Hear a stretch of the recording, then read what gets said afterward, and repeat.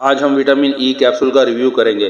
جیسا کہ آپ کو پتا ہے مارکیٹ میں وٹامن ای کیپسول مختلف فارم میں دستیاب ہیں، کیپسول فارم میں، اسی طرح آئل فارم میں، اور بہت سی کریمیں ہیں جس میں وٹامن ای شامل ہے۔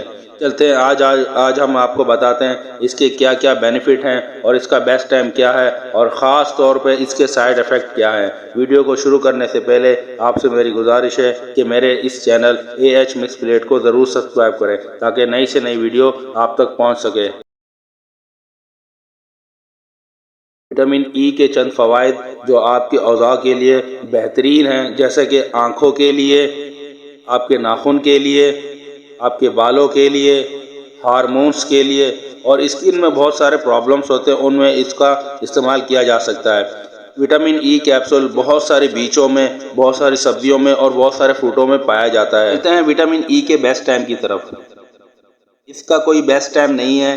اکثر ڈاکٹر کو ہم نے ریکمینڈ کرتے ہوئے دیکھا ہے صبح ناشتہ، دوپہر کھانے اور رات کے کھانے کے درمیان استعمال کرنے کا مشورہ دیتے ہیں۔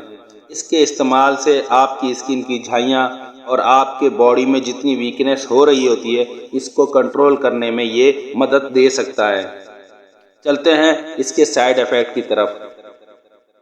اس کے زیادہ استعمال کرنے سے آپ کو متلی کا سامنا ہو سکتا ہے، آپ کے پیٹ میں درد ہو سکتا ہے، آپ کو تھکاوٹ ہو سکتی ہے اور آپ کے خون کا بہاؤ بڑھ سکتا ہے۔